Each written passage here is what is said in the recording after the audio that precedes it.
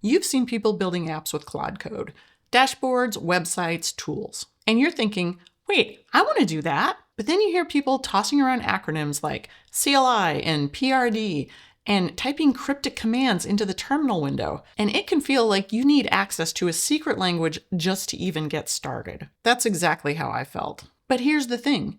You don't need to learn a new language. Once we demystify some of the terminology and add a couple of helper tools into the mix, this suddenly gets way easier than you might think. By the end of this video, you'll have Claude Code up and running and a simple workflow to build whatever's in your head using nothing but plain English.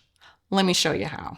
Before we do anything else, let's demystify what the terminal actually is, because I think this is where a lot of people get stuck and a little bit confused, and then they just stop. So once you understand this part, everything else is going to feel way less intimidating. The terminal is just a way of communicating with your computer using words instead of visuals. It's two views into the exact same place. So here I have a Finder window open. This is just the usual Finder window you use when you're opening and moving around in your file system. To open a terminal window, you generally just look for the native terminal app and run that. And from there, you can move around in your file system by typing. So here I am in my projects folder in Finder, and I'm in my projects folder on terminal. And you can see the list of files is the same. 2026, adding OAuth. They're laid out a little bit differently here because over here, I think I have it by date last modified, and over here it's going to be alphabetical.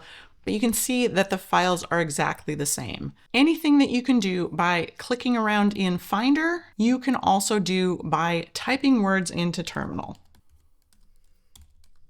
It's not a different world, it's just a different window into the same world. So when people say CLI or command line interface, like Claude Code CLI, they just mean typing words into an interface instead of clicking buttons. When they say go to a directory, that's just a folder. When they say navigate to a directory, they mean go into that folder. You already know all of this. You just didn't know those words for this. Now, the tricky part about using a terminal until recently is it does have its own language. If you want to see the files in the folder that you're in, you have to type ls. If you want to go to a different directory, you have to type CD for change directory. It's a little bit cryptic. The basics you can pick up in about 10 minutes, and they'll get you about 70% of what you need to get done. But beyond that, there's a whole world of commands and various flags. Every tool has its own options. Every installation has its own terminology. And that part, that stuff beyond the basics, that's always been the real blocker. That first 70% is easy. That other 30%, that's a real challenge. But here's the good news. Because of some new AI-enhanced tools, we don't need to worry about that other 30%. We can bypass that completely. Let me introduce you to two tools that are going to make this whole experience way smoother. Think of them as your new best friends for this journey. The first one is called Warp. This is a piece of software that you can download to your computer, and it takes the place of your terminal window. It looks pretty similar to your terminal window, but the reason I love it for beginners and honestly even experts is it's got AI built right into the prompt right here. This command line is also an AI assistant.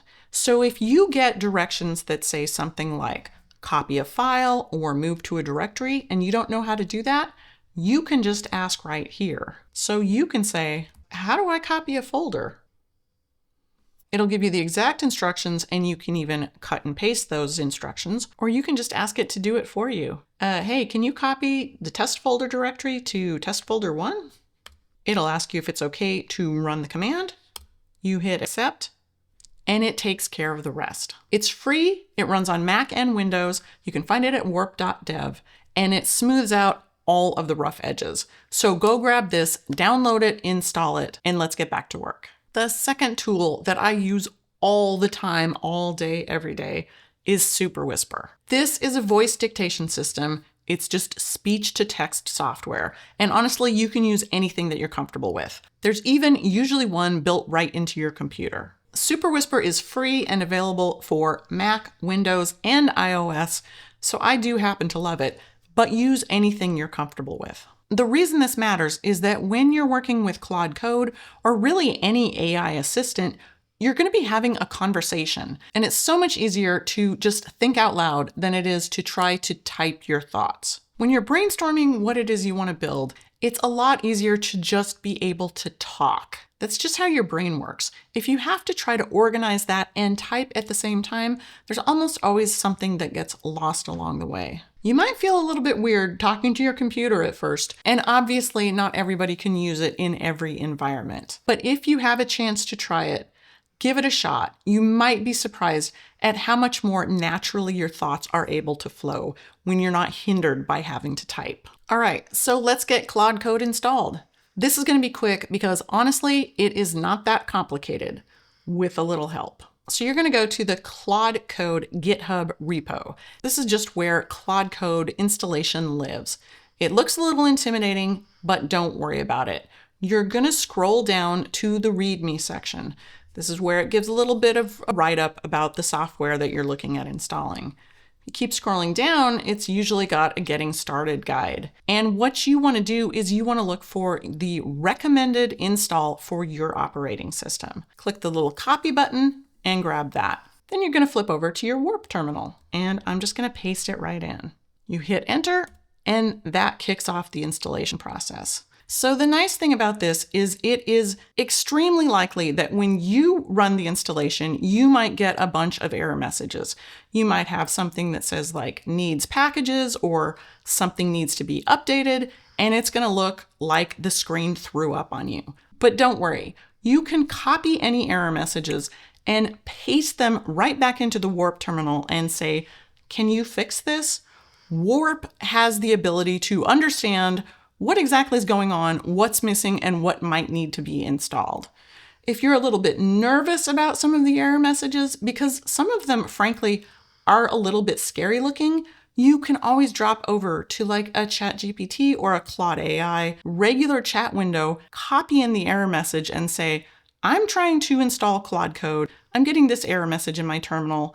What is going on? And you can just keep asking it to explain it to you until you understand and are comfortable with what it's doing. So my installation was pretty clean because I already have it installed, so I've got everything updated to where it needs to be. Once you get the installation completed, honestly, that's the hardest part, is getting through all of the dependencies and everything upgraded in order to run Claude Code. Since the hard part is over, we can go ahead and fire up Claude. All you have to do is just type the word Claude and hit enter. It's going to give you a couple warnings that it's going to read and write folders in your directory. That's the whole point of installing Claude Code on your computer. So you're going to hit yes, proceed, and you are in. All right, so here's where you've probably seen people, once they're inside Claude Code, they start asking for things. And we could do that. We could say something like, hey Claude, could you build me a weather prediction dashboard? And it will go off and build that. And we could absolutely do that. But here's the thing, that's not going to get us the best possible outcome. And to do that, we're going to do something that might feel a little counterintuitive. We're going to step back out of Claude Code for a second. We're going to start with a little brainstorming session inside of our favorite AI assistant. It could be Claude AI, it could be ChatGPT. It doesn't matter. What we're going to do here is get a little bit clearer in our own mind what it is we're going to ask Claude to build for us. A little bit of upfront work can save a lot of headache down the road. I'm going to fire up my voice tool, Superwhisper, and I'm going to start talking to my AI assistant and telling it what exactly I'm thinking about doing. Okay, I need to brainstorm an app. I want to use Claude Code to build me an app that will take my credit card statements, probably as PDFs, and comb through them and look for anything that looks like a restaurant charge. I kind of want to see how much I'm spending eating out over the course of maybe a month or a quarter, so I might want it broken down in a couple of different ways. I want it to look simple and clean, and I just, in general, want it to be easy to read and understandable. Do you have any other ideas or suggestions about what I might want in a really simple app like this? And then I let ChatGPT get to work. So now it knows that we're brainstorming, that it's ultimately going to be handed off to a coding system. It has a general idea of what it is I'm looking to do. And that's it. That's the whole prompt. No technical language, just me talking to the AI. Because here's the secret sauce. Your chat system is going to start asking you questions to clarify and give you ideas of what else you might want the app to do. Suggestions. Do you want to accept multiple PDFs at once, or is this just a one-time kind of thing? Do you want a simple breakdown by week, by month, by merchant? Do you want dining frequency, cost that you spend per month? And then it tells me things that I probably don't want to start with. Don't start adding in budget limits and categories beyond restaurants. In other words, try to keep your scope simple the first time around. You can always add more stuff in later, but if you try to overcomplicate it, it's going to end up kind of a little bit messier than if you just try to tackle one thing at a time. And then it's going to offer some next steps. So the first thing it offered, I can help you write the PRD Claude should start from. PRD, that's one of those acronyms I mentioned at the beginning. That just stands for Project Requirement Document. That's actually what we're having this write. We want to tell Claude Code what our project is, what the requirements are, and we want to put it in a document so that we can reference it later and so that Claude can always go back and reference it to make sure it's covered all of the requirements. So a PRD is just a super fancy way of saying, I've got a document that says what I want the app to do. You could call it anything. You could call it my app describer doc, but generally you'll see this referenced as a PRD or a requirements document. This next piece about deciding whether it's a local app or a lightweight web app, this might sort of hint towards, do you have data that you want to keep track of in the cloud? Do you need this synced across browsers for some reason? But everybody's need is going to be a little bit different. If you're not sure, you can always ask. What do you think is the best option here? Here's how I want to use it. What would you recommend? All right, so I've gone back and forth a little bit with ChatGPT. Once you're done, then we want to create a document that we can hand off to Claude Code. Can you put all of this into a Markdown document that I can hand off to the coding agent, please? So a Markdown document is just a text file that's formatted really simply. This is a header. These are bullet points. It's very easy for both humans and machines to read. It's great for most AI agents, and it's nice when you're just browsing through files because it's very human readable as well. If you've seen people talking about using Claude Code online, you might have heard them talk about the claude.md file. Sometimes there's skills.md, commands.md. There's lots of reference to .md files. MD just means Markdown, and Markdown just means we can all read it. So that's what that's all about. It's just a file extension, and it means it's really easy to work with. Great. Can you create a downloadable file for me? All right, so yes, there was a copy button up here, but you know what? I don't feel like making a document. This guy can make the document. Then I can download the document, hang on to it. We're going to use it in just a minute. All right, so we're going to head back over to Finder for a minute. The best idea is to create a folder on your computer where you know you're going to keep your coding projects. You could call this code, you could call it projects, you could call it Claude Code. You can call it anything you want.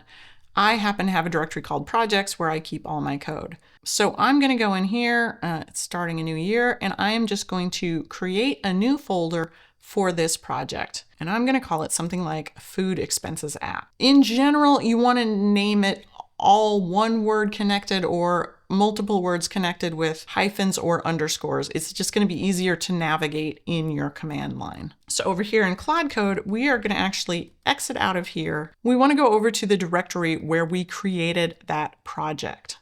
So for me, I happen to know it's in Projects 2026, and it's my Food Expenses app. But again, if you don't know how to get there, you could just say, let's go to the directory called Food Expenses app, and Warp will get you there. Once you learn just a handful of simple commands, you'll be able to navigate a lot easier. But until then, it's really simple just to ask Warp to move you around or do whatever needs to be done to help you out. So once I have the food expenses app directory created, the other thing I'm going to do is I'm going to take that Markdown file that we created with ChatGPT, and I'm just going to drag it into my coding directory. And then once we're in the food expenses app directory, then we're going to fire up Claude again. All right, so now that we've got Claude Code up and running, we are going to put it into planning mode. So you can type /plan and it will go into planning mode. You'll see it down here, plan mode is on. And that just means it's going to start thinking about things and building a plan of attack before it goes off and starts coding. If you don't do this and you start talking to Claude Code and say something like, I want to build an app that tracks my expenses by month, it will go off. It will start building a rudimentary plan, but it'll start working with whatever you said. And so then you might need to come back in and say, oh, wait, there's some more stuff. I didn't have a chance to finish my thought, and it just gets a little bit messier. So even though we already have a plan, we want it to start up in planning mode so it can take our initial thoughts and start a plan to build based on the requirements that we've given it. There is a document in this directory that's got the requirements for an app I want to build. Can you take a look at that document and start working on a plan to build it? Hit enter and let it start thinking. So when I was working with ChatGPT, I specifically did not tell it what kind of technology to use. And I want to let the coding agent make some of those decisions. So you're probably going to get Claude Code coming back to you, kind of try to work with you and get you what you want. Before I create a detailed implementation plan, I have a few questions to clarify. And using the side arrow buttons, you can work through a series of questions that it has. The framework. So in general, it's going to give you the recommendations. For me, I am 100% okay with what Claude is recommending. So I'm going to hit OK. It's going to move me to the next tab.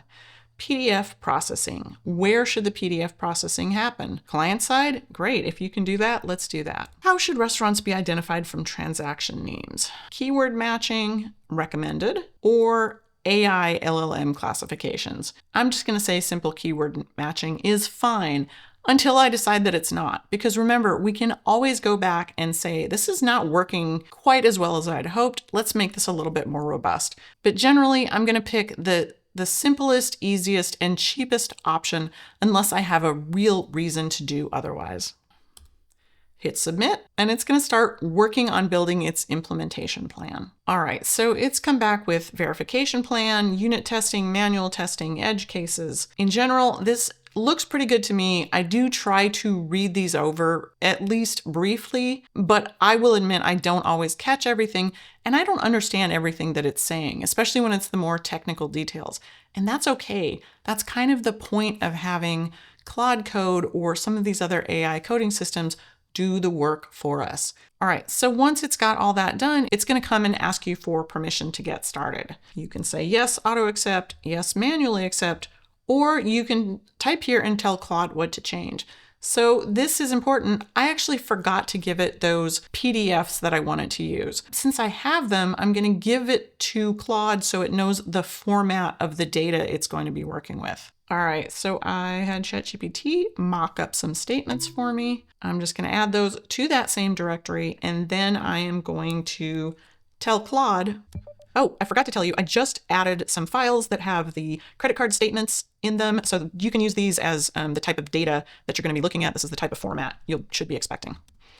Now, at any point, if I had forgotten something else, I could just start typing or talking into the command line to tell it, oh, I want the dashboard to be red, or whatever. It'll take your input and sort of queue it up and put it into its workflow process in a logical spot for what it's doing. All right, and here I'm just going to say auto accept edits, get to work, Claude. And basically it's going to come back and ask for permission to build things and run things, run scripts, add files. I just basically say yes to everything unless I know otherwise. I'm just going to let it do its work. So you do have to babysit this just a little bit, but generally you can grab a cup of coffee and work on something on the side while Claude is building the app that you want. So you can see up here it ran into an error. In general, when it hits an error, it's going to know what to do about it. It's going to see the error message. and it's going to keep working. Every once in a while, it will hit an error and it's going to ask you to do something about it. Sometimes you have to copy and paste that error message back into Claude Code and say, you seem to have hit an error. Can you correct this? But I've seen that less and less recently. Otherwise, mainly it's just asking you for permissions to run and install things. All right, so it is saying it's done, and it's going to tell you how to run it. The app is ready to use. To try it out, you type npm run dev. So generally, I will just copy that. I'll go up here on Warp. I'll open a new tab. That will bring you into the same directory that you're already in. So you can just run that command and hit enter. So it's brought up the server, and you can just command click on that to bring up a browser window. And let's see what we got. Select my PDF files. No transactions found. Wah, wah. Let me open up one of these fake statements. Since this is mock data, it's pretty heavily loaded with restaurant options. So let me take a screenshot of this and go back to Claude, paste in that screenshot and say, so I've given you a screenshot of one of the PDF files. You can see a whole bunch of restaurant type transactions, pizza, pizza, pizza, spicy chicken, but the app says it couldn't find any restaurants. What's going on? Issue is likely in the PDF text extraction. I don't know what that means, but Claude does. And so that is another tip. Screenshots are your best friend. The more screenshots that you can capture and paste back into Claude Code to kind of show it specifically what you're talking about, the more helpful it is for Claude to be able to diagnose the problem. Rewritten the parser to be more robust. It now finds all the dates. All right. So I'm going to stop the development server and start it again. So this is one other piece that you might need to work with ChatGPT or Claude AI when you're working with Claude Code. You will have to stop these development servers from time to time and start them again. So the way you stop them is you type Control-C. But if you're not sure about that, if you can't remember, you can always go back to Warp or Claude or ChatGPT and say, how do I stop a running server? You can just always ask. All right, so I'm going to start the server again. And what did it say? Try uploading the PDFs again. It did tell me exactly what to do to help it debug the problem. Upload the PDFs again, check the browser console, hit the F12 button, go over to the console tab in your browser if you're not used to doing this. And again, I'm going to take a screenshot and hand that back to Claude and just give it the image. All right, refresh the page, upload the PDFs again. Yay! All right, success. All right, so that did take a little bit of back and forth, but that's actually good because most things don't work perfectly right off the bat. You will get some error messages, and sometimes it'll be a little bit confusing about what you need to do, but you can always just keep going back to Claude Code and saying, I don't understand how to do that. Tell me exactly what I need to do. That's how I've learned most of these things. I didn't know to go to the browser console window. I didn't even know how to open it when I started working with Claude Code. So over time, just the more questions you ask, the more you learn. All right, so let's see on my fake credit card statements. 4 visits in January, couple in February. Here's the restaurants. And I would say the good news is they all look like restaurants, no false positives, pretty exciting. Okay, that looks really good, but it is like probably the most boring console I've seen in quite a while. Can you give it a theme? Like, let's make it like a money and food theme and make it kind of snazzy. We got to put the vibe in vibe coding, right? All right, it's back. What? I see a lot of food emojis. Hilarity ensued because I did say that's the most boring console I've seen in quite a while. I meant website, but it went and it made all those changes and updates to just the console. Nice.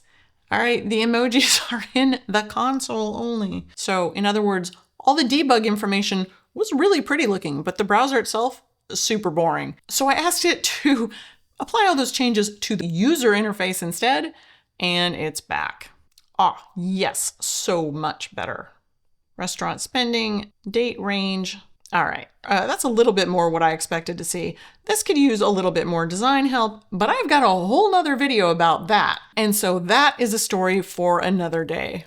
But you get the idea. You can see that now once we've got the basic app that we're looking for up and running, it's really easy to go back in and make changes using just natural language and sort of iteratively build on this app. So if I wanted this to be more colorful, or if I wanted to include groceries as a separate category, I could start asking for those things and build on it. Once we've got the basic app in place, it becomes a lot easier to debug problems as they arise, because now you know whether it's basic functionality or something that you've added afterwards. So that's the entire workflow. That's really all there is to it. So I hope by now you've seen that this isn't as scary and difficult as it might have felt like at first. All of the jargon and terminology that you hear, those are all just everyday concepts with very specific technical language wrapped around them. But in the end, they're just concepts that you're already familiar with. The terminal is just another way to talk to your computer.